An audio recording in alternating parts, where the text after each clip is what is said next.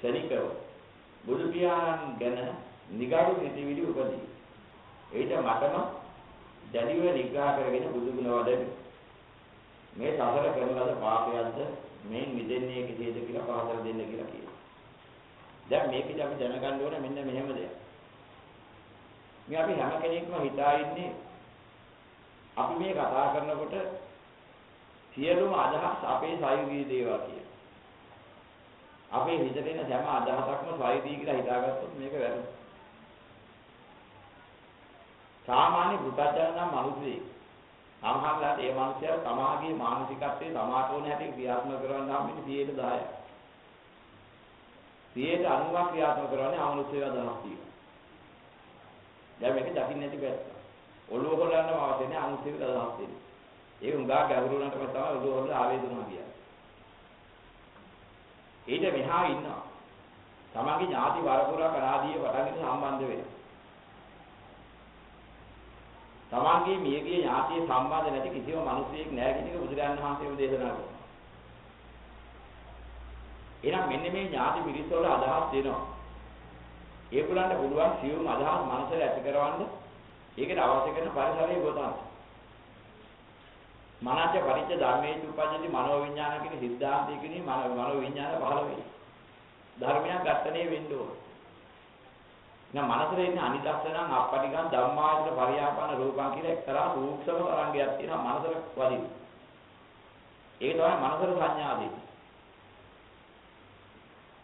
මේ ශබ්ද කම්පන කරපුවාම වායු කම්පනයෙන් කාන්ත ශබ්ද ඇහෙනවා. අර කිරණ කම්පනය කරනකොට හිතට ඇහෙන්න පටන් ගන්නවා. මේ තරහ ක්‍රමය. මෙන්න මේ කිරණ ශක්තියෙන් ඔකට දැන් කියන ටෙලිපති ක්‍රම කියලා තියෙනවා ඔය නවීන මේ විද්‍යාකාර මේ එයා කියනවා ආලෝ විද්‍යාත්මක ක්‍රමය ටෙලිපති තරංග ක්‍රමය කියලා. ඒ අලුතේ වචන හදාගත්ත බුදුරජාණන් වහන්සේගේ දේශනාවේ ඒ හොඳට පැහැදිලිව පෙන්නලා තියෙනවා මේ ක්‍රියා ක්‍රියාත්මක වෙන හැටි. යම් අනුමුතියක් දෙන්නේ අදහස් කරනකොට එයා හිතනකොට ඇඟට සම්බන්ධ වෙලා හිතනකොට ඒ අදහස තමයි ඔහුගේ මනසට දැනෙන්නේ. මේකට කියනවා ඒ අදහස් දෙන ක්‍රමي. ඉතින් ඔතනින් ඔය ඉන්න අමනුෂ්‍ය බොහෝ කර මිත්‍යා දෘෂ්ටිකයි. ඒගොල්ලන්ට යම් කිසි විදිහක අපේ ගති ලක්ෂණය තුළ සම්බන්ධ වෙන්න පුළුවන් ක්‍රම තියෙනවා. ඥාති උරුමේ එකක්. ගනුදෙනු උරුමයක් තියෙනවා සසරේ. ඒ ගනුදෙනු උරුමේ බිය වෙනකම් ඒ සම්බන්ධතාවය ගැනියන්න පුළුවන් ධර්ම රටාවක් ගොඩනැගෙයි. අන්නේ ගොඩනැගෙන නිසා එක්ක ගනුදෙනුව පිය වෙනකම් අවිත වහල් වෙන්න වෙනවා ඔවුන්ගේ අදහස් වල.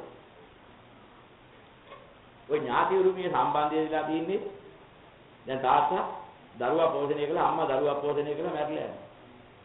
හැබැයි දරුවා කෙරෙහි තියෙන සම්බන්ධතාවය අහක් කලේ නෑ. නිවන් දකින්න ඕන කමක් තිබුණේ නෑ. පංචකාම සම්පත්තිය විදගෙන මේ ලෞකික සම්පත්තිය භුක්ති විඳින බලාපොරොත්තු මැරලා ගියා.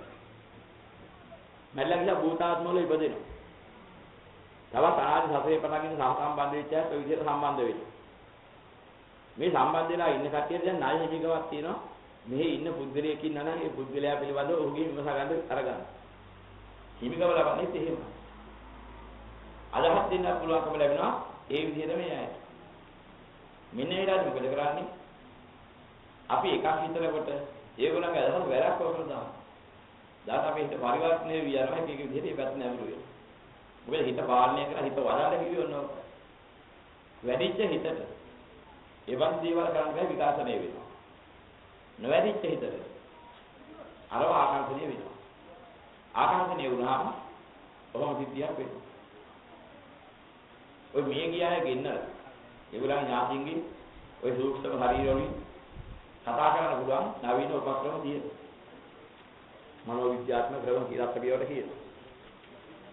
එහෙම දැනුත් කියනවා බොහෝ පරීක්ෂණ කරලා ඒ අදහස් ඔක්කොම දෙන්න පුළුවන් විතරට ඔප්පු කරන්න පුළුවන් දැන්. එක අවස්ථාවකදී එක්තරා එහෙම ගෙන්නපු කෙනෙක් මිය ගිය කෙනෙක් එයා ගැන එයාගේ විස්තරයක් කිව්වා.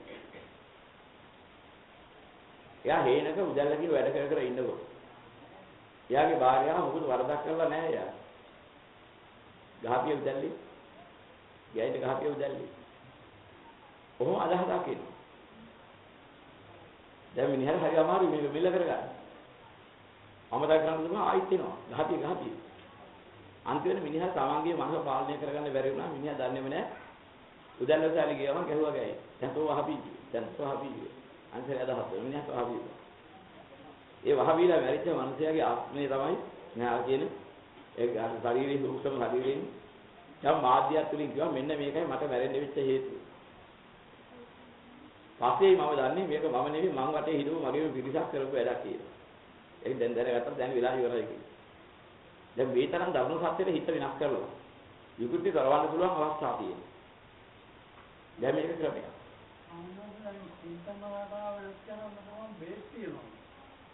වේදකින් කරන්නේ තියෙන යම් පිළි මානසිකත්වයේ දුර්වලතා තියෙන ඉන්ද්‍රියක් තියෙනවා.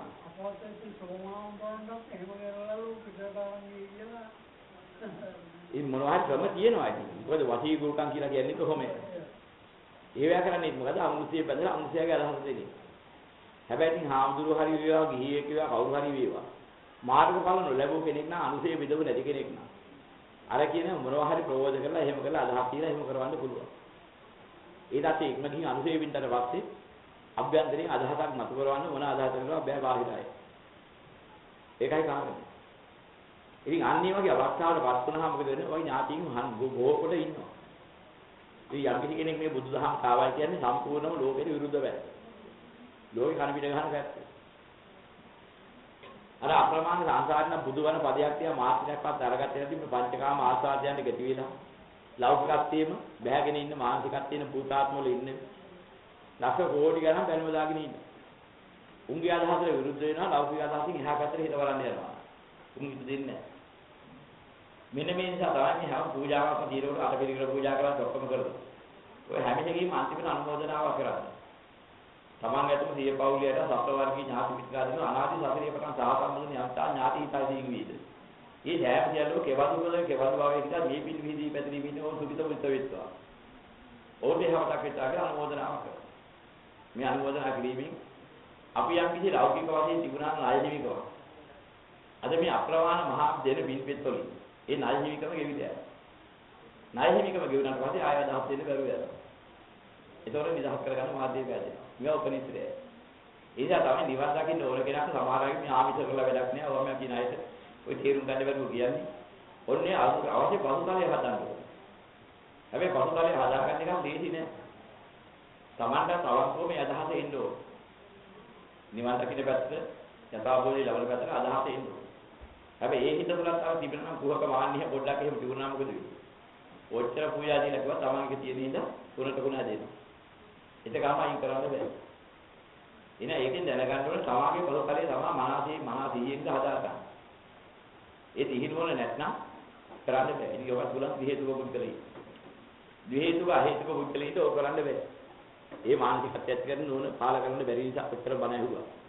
ඊයේදී අදහස ගන්න බෑ. මාන්නේ අයින් කරගන්න බෑ. තීර ගුණ අයින් කරගන්න බෑ. ඒක ආදීනව දකින්න බෑ.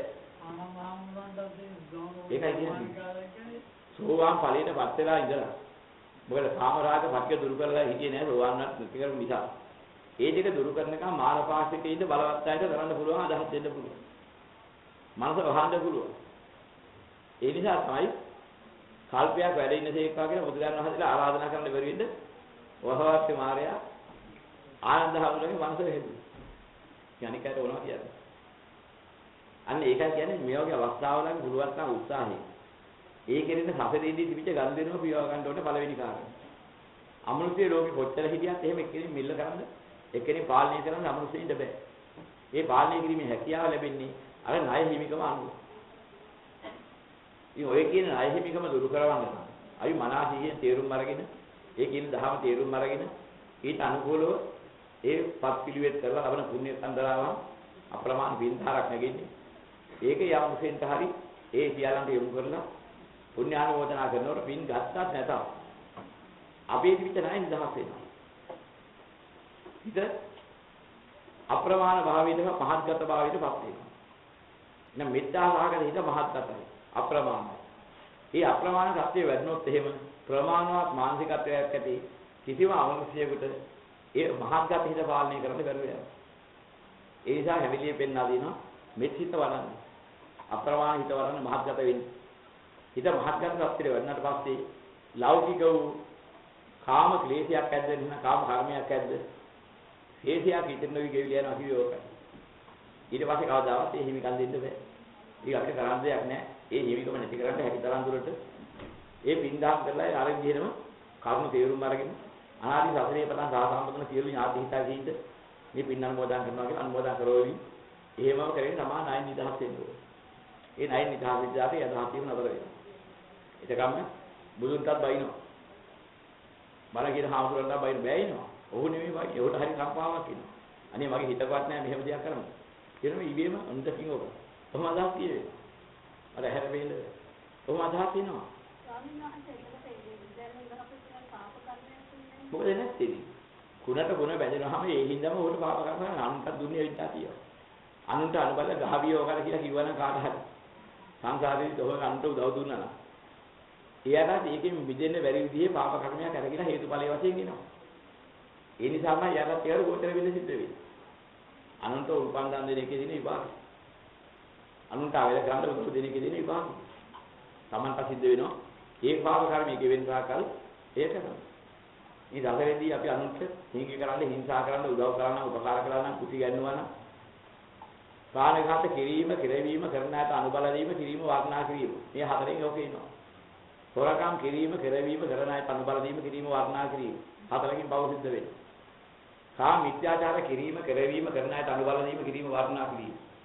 බොරු කීම, කියවීම, කියන අයට අනුබල දීම, කිරීම, වර්ණනා කිරීම. පරස වචන කීම, කියවීම, කියන අයට අනුබල දීම, කිරීම, වර්ණනා කිරීම.